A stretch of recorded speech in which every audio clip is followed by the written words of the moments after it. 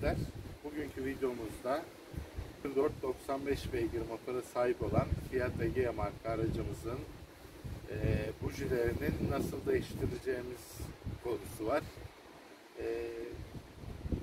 Bu videoyu sizle paylaşacağız. Yani nasıl yapılacak, ince ayrıntılarını, püf noktalarını sizlerle paylaşacağım. Ancak videomuza geçmeden önce sizlerden ricam, lütfen ekranın sağ alt köşesindeki abone ol butonuna tıklayarak kanalıma abone olmanız. Çan resmine de tıkladığınızda bundan sonraki yükleyeceğim videolardan ilk haberdar siz olacaksınız ve böylelikle bilgilere çok daha çabuk erişmiş olacaksınız. Şimdi videomuza geçebiliriz. Bakalım nasıl yapılacak. Hep birlikte işlem adımlarını görerek videomuzu izlemeye başlayalım. Arkadaşlar, bujilerimizi değiştirebilmek için öncelikle motor kapağımızı sökmemiz gerekiyor. Motor kapağını tutan şurada sağda ve solunda 2 tane vida ile şuradaki tapa var ve bu hortum, hava hortumunu söküyoruz, hava emişi. Daha sonra kapağı dışarıya alıyoruz. Ben vidalarını söktüm. Şuradaki kelepçeyi de söktüm. Şu şekilde dışarıya aldıktan sonra görmüş olduğunuz üzere 4 adet bobini ve bunların altında da bujileri bulunmakta. Şimdi biz bobinleri sökeceğiz, soketlerini. Sonra bobinleri sökeceğiz ve bujilerini değiştirmiş olacağız. Bujileri şurada gördüğünüz üzere 10 anahtarla açılabiliyor. Şu şekilde 10 anahtarla açıyoruz. Soketleri sökmek ise şu tırnaklara bastırıyorsunuz arkadaşlar, geri geliyor. Şu tırnaklar şöyle çektiğinizde ince bir tornavida yardımıyla dışarıya doğru çekebiliyorsunuz. Çekince şu tırnağı şuradaki siyahlığa bastırdığınızda ise soket kendini dışarıya salıyor zaten. Bunların hepsini ileriki adımda göreceğiz zaten. Evet arkadaşlar, şimdi arabamızın buji değişim işlemine başlayacağız. Bujilerini, daha doğrusu bobinlerin soketleri şu şekilde sarı tırnakları geriye çekme suretiyle boşa çıkartıyoruz. Daha sonra şu siyah çentikleri tıkladığımızda, bastığımızda yani aracımızın bobin soketlerini çıkartabileceğiz.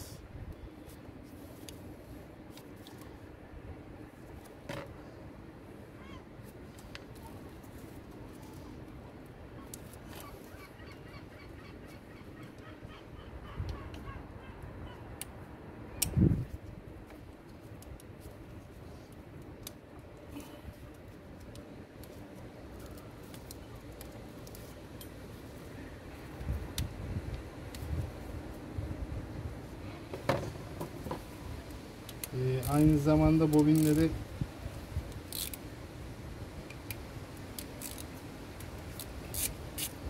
anahtar ile metrik 10 anahtar ile bobin vidalarını söküyoruz arkadaşlar.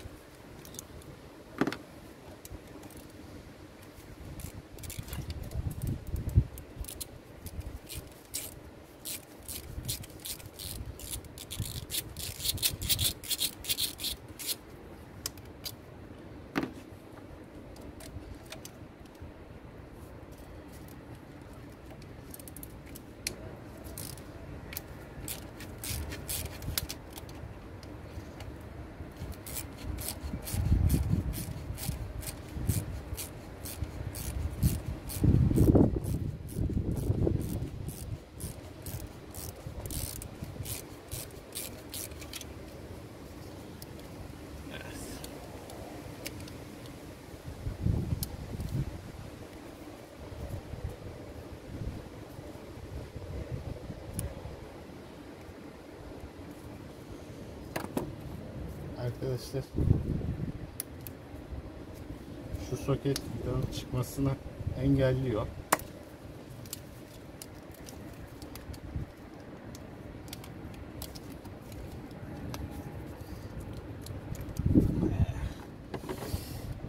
Şurada da görmüş olduğunuz üzere bir tane daha civata var. O civatayı da sökmem gerekecek arkadaşlar. Çünkü diğer türlü çıkmıyor.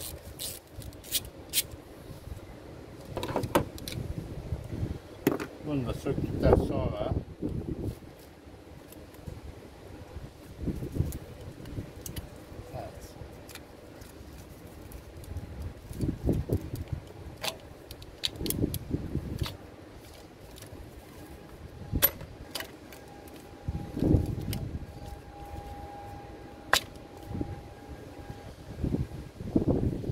arkadaşlar, bobinlerin sırasını karıştırmazsanız iyi olur. Bu arada Egea'nın orijinal bobini, şampiyon marka, İtalyan.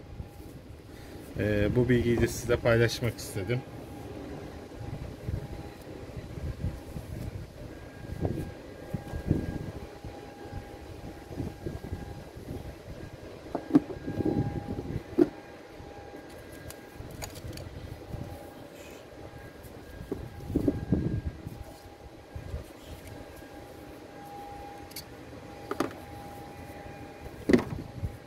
Sıralı olması önemli. Şimdi arkadaşlar, buji lokmamızı alıp eski bujileri sökerek yenilerini yerine takacağız. Arkadaşlar, bobinlerimizi söktükten sonra buji lokmamızı aldık. Buji lokmamız 16 metrik 16 olmalı. Buradan aşağıya doğru şimdi lokma anahtarımızı salıp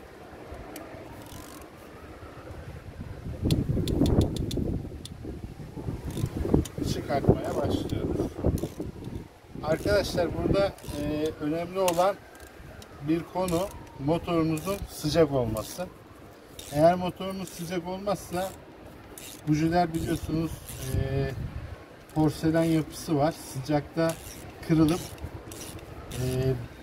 dibi motorda kalabilir. Bu da size çok büyük sıkıntılara yol açacaktır. Çünkü üst kapağı sökmeniz gerekecek ki aşağıda kalan bujiyi alabilirsiniz. Şimdi ben gördüğünüz üzere bujimizi aldım. Bujimiz bayağı bir eskimiş arkadaşlar. Bakın, buradan göreceksiniz. Yenisiyle de karşılaştırabiliriz. Olması gereken ve eskisi çok uzun zaman değişmemiş sanki. Şimdi biz bunu değiştireceğiz ve arabamızın çekişine kadar değişiklik göreceğiz. Hatta arabanın yakışı, yani yakıtında da ekonomi sağlayacaktır. Şimdi ben diğer bujileri de sökeceğim ve sonra hepsini tekrar yerine takacağım.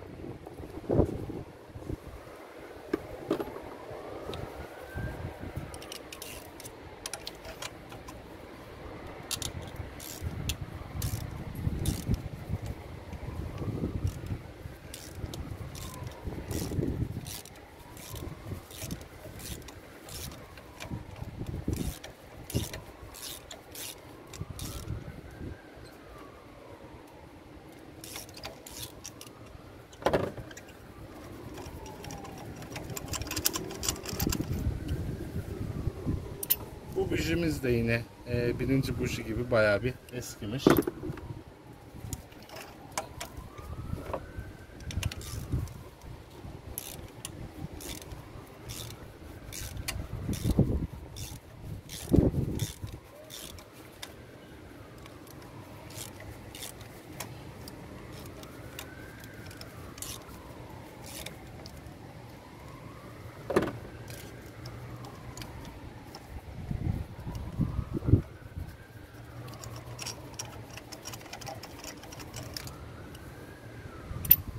Üçüncü bujimiz de yine aynı.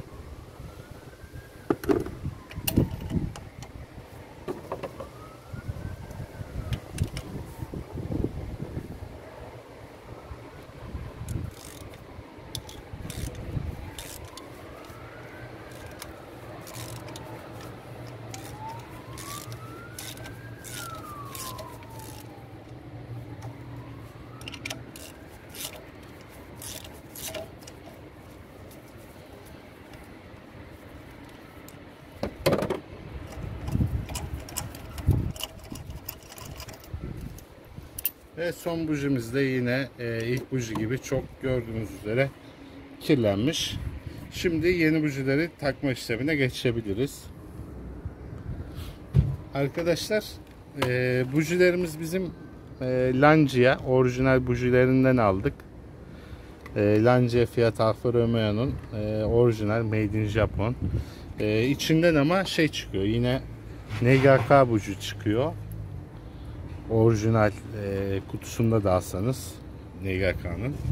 Şimdi bujimizi yerine takma işlemine geçiyoruz. Arkadaşlar şu şekilde bujimizi lokma anahtarına oturtup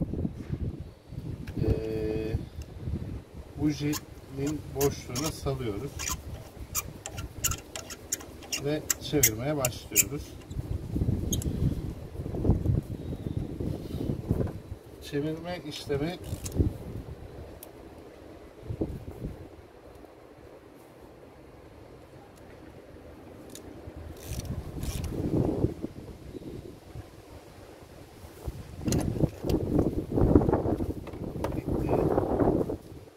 Şimdi ikinciyi takmaya başlıyoruz.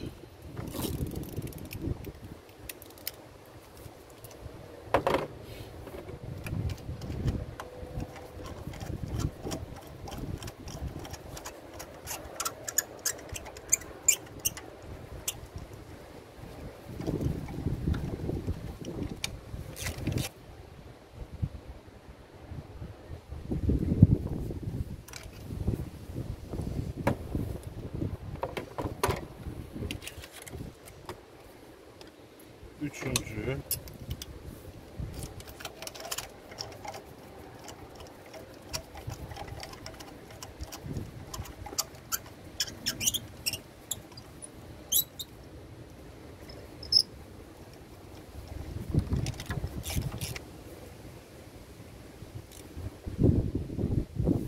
Evet arkadaşlar, üçüncüyü de taktık yerine ve sonuncuyu yerine takıyoruz.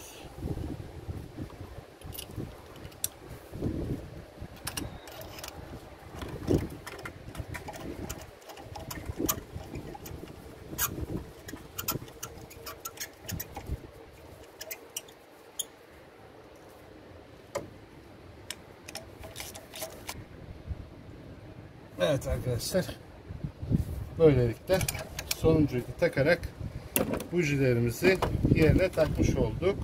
Şimdi sıra geldi bobinlerimizi takarak soketlerini takacağız ve işlemi tamamlayacağız. Arkadaşlar bujilerimizden sonra şimdi ateşleme bobinlerimizi yerine takacağız. Ateşleme bobinlerimizin markası Şampiyon demiştik. Modeli de şurada yazıyor arkadaşlar. Hani olur da lazım olur ise bilginiz olsun. Odaklıyorum. Şimdi sırası vardı. Sıralarına aynısını takıyorum. Çünkü performansta kayıp olmaması adına. Şimdi 4 dördüncü buji, bobin.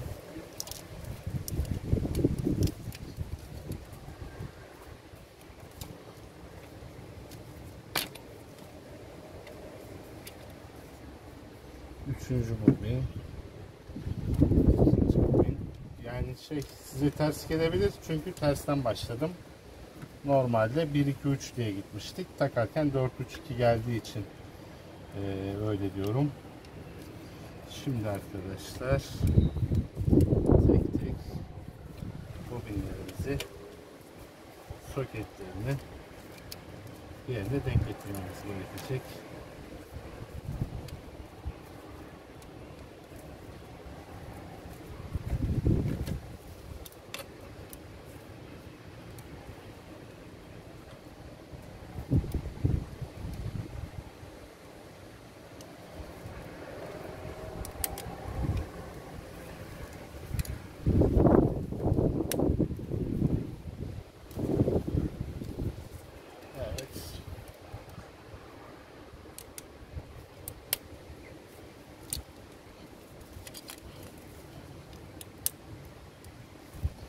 Arkadaşlar, bobini iyice ittirdikten sonra soketi, şu sarı çentikleri ileriye doğru ittirdiğinizde bobin kilitlenmiş oluyor, bobinin soketleri. Şimdi şu sensörün de yerine taktık. En son olarak arkadaşlar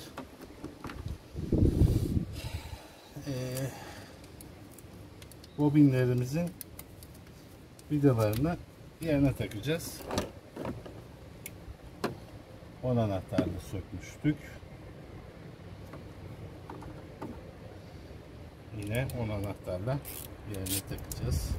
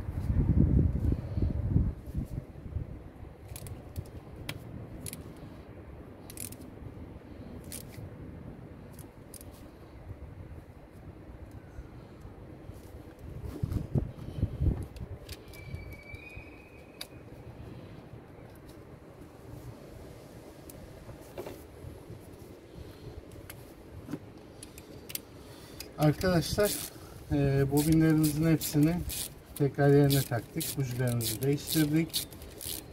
Böylelikle bir buji değiştirme videomuzun sonuna gelmiş bulunduk.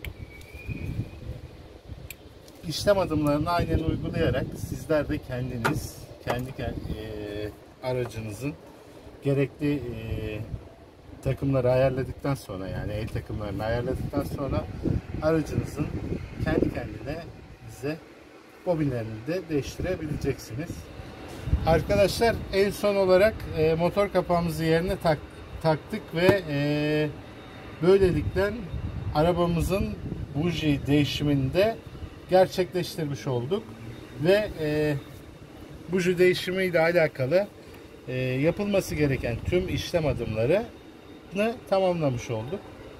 Şimdi arabamızı çalıştırarak herhangi bir problem olup olmadığını kontrol edeceğiz. Eğer yoksa problem olmayacaktır. Değerli takipçiler, sevgili izleyicilerim, bir videomuzun daha sonuna geldik. Bu videomuzda ise araçlarda bulunan bujilerin nasıl değişeceğini hep birlikte öğrendik. İşlem adımlarını siz de kendiniz uygulayarak kendi bujinizi kendiniz değiştirebilirsiniz. Bunun için en gerekli olan yalnız buji anahtarını, buji lock anahtarını unutmayın. Onların da numaraları oluyor. Kaçtıksa bujiniz, ona göre buji anahtarı tedarik etmeniz gerekecek. Arkadaşlar, sizlere veda etmeden önce başta da hatırlattığım üzere lütfen kanalımıza abone olarak kanalımıza destek olun ve abone olduktan sonra da bildirimlerinizi açar iseniz videoların, bundan sonraki paylaşacağımız videolardan ilk siz haberdar olarak videolara ve bilgiye ilk siz ulaşacaksınız. Bir sonraki videomuzda görüşmek dileğiyle. Hepiniz hoşça kalın.